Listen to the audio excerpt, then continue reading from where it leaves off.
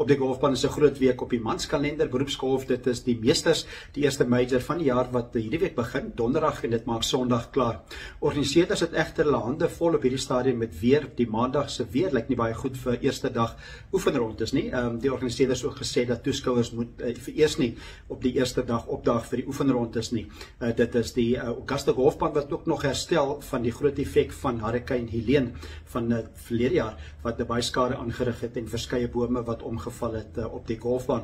Die res van die week lyk die weer beter vir golf. Dinsdag 'n mooi dag en dan is dit net Vrydag waar daar nog donderbye voorspel word.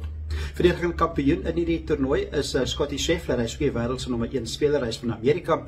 Die wêreld se nommer 2 speler Rory McIlroy, ook een van die groot vroeë gunstelinge. En dan van die Live Golf Initiatief is dit John Rahm wat in 2023 gewen het en Bryson DeChambeau van die spelers om dop te hou. Dis die meesters wat donderdag begin, Augusta, Georgia in Amerika.